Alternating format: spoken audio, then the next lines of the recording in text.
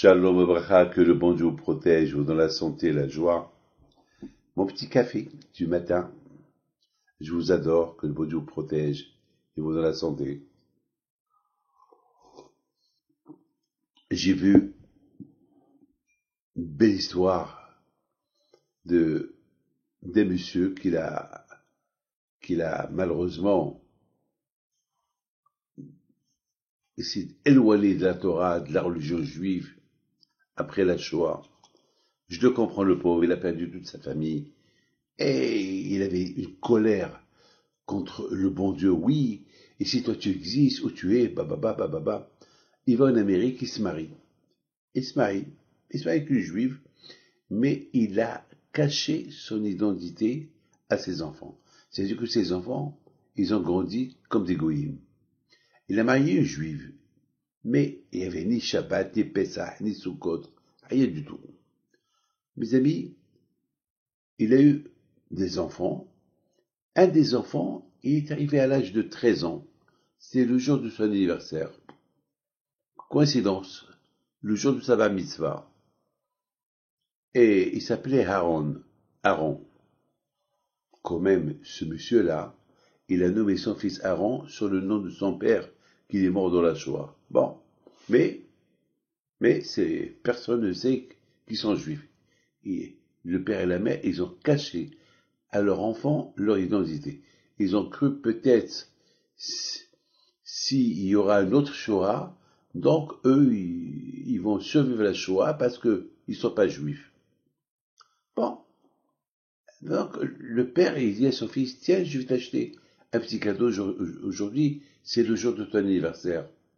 Ben, il passe devant un magasin judaïka qui vend des verres de kidouche. En Amérique, c'est une histoire.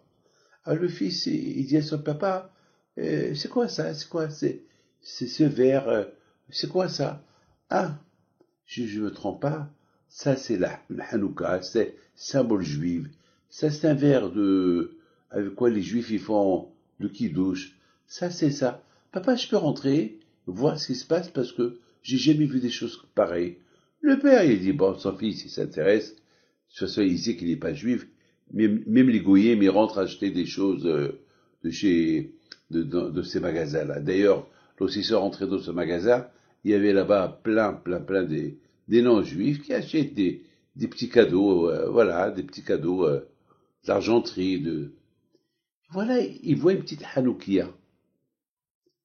Une Hanouka qui a été faite en bois, en pièces détachées, avec du bois, une Hanouka qui est un peu bizarre. Alors, il dit à son père, papa, ça c'est un peu original. Mon fils, ça c'est rien du tout. Ça doit coûter quelques dollars. Achète quelque chose de bien, mon fils. Non, papa, j'aime ça. Bon, il demande combien, et le monsieur, il est surpris. Il lui dit, ça coûte 1000 dollars.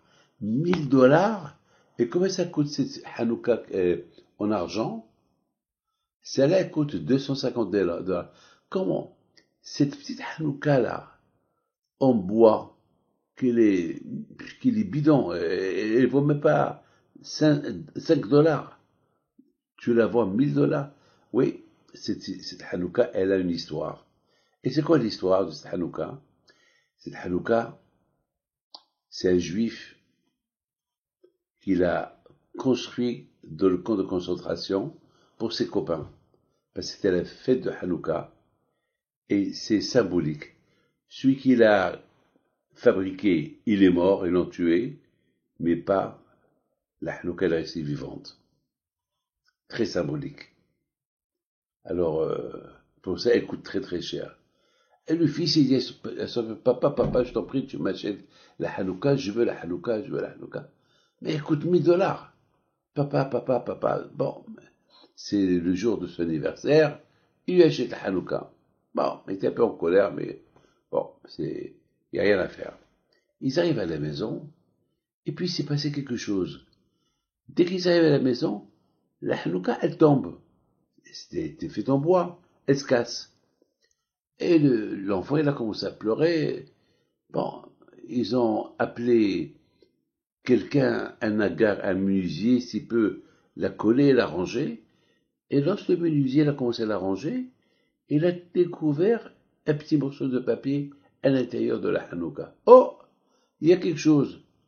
Ils ont ouvert la Hanouka et c'est écrit là-bas, je m'appelle Youssef Goldberg, fils de Yaakov. On est en plein Shoah, des milliers de juifs qui sont morts à gauche et à droite. Et c'est la veille de Hanouka. Et voilà, je fais cette Hanouka pour mes copains, pour l'allumer. Si jamais je reste vivant, je la prendrai comme souvenir. Mais si jamais je suis mort, alors ne m'oubliez pas, faites pour moi Kaddish. Lorsque ils ont vu ça, du coup, le père, il s'est évanoui. C'était son père. Rabotai, c'était son père qui lui envoie un message. Regarde, moi je suis mort, mais la religion n'est pas morte. La Hanouka est restée vivante. Ça a fait un bouleversement dans la maison. C'est comme le fils qui vient de faire sa bar mitzvah, il a reçu son cadeau de bar mitzvah. Il a reçu 2 cadeaux. Premier cadeau, c'est qu'il est juif. Il vient de découvrir qu'il est juif. Et deuxième cadeau, c'est qu'il est retourné à la religion et que son grand-père, il lui envoie un bonjour.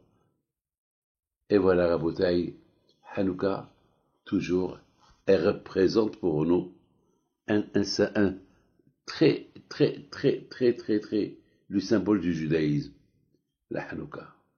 Voilà, mes amis, c'est la raison pourquoi chaque jour, on voit la Hanouka.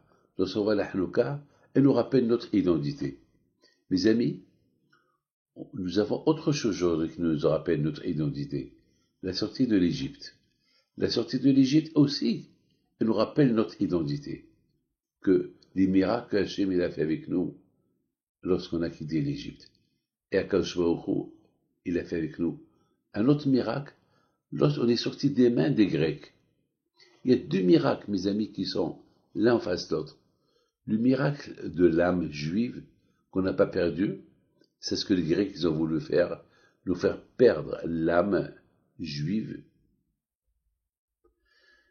Ils nous ont détachés de la Torah et tout, et jusqu'à qu'on est rentré dans la lumière totale, et Hachem nous a envoyé le Hajj Monaïm pour nous ramener vers la Torah et nous ramener vers la lumière juive. La lumière de la Torah, la religion, c'est la Hanouka. Et l'Égypte, c'est pareil. Le pharaon, il a voulu nous détacher complètement d'être unis, nous détacher du bon Dieu, nous détacher de tout ce qui est spirituel. Et Baruch Hashem, grâce à Dieu, quand je nous a envoyé Moshe Rabbeinu, qui nous a fait sortir de l'Égypte, et Hashem nous a donné la Torah. Voilà, ces 2 fêtes qui sont très symboliques dans le judaïsme juif. Que le bon Dieu vous protège, Amen, Keratzon, et bonne journée.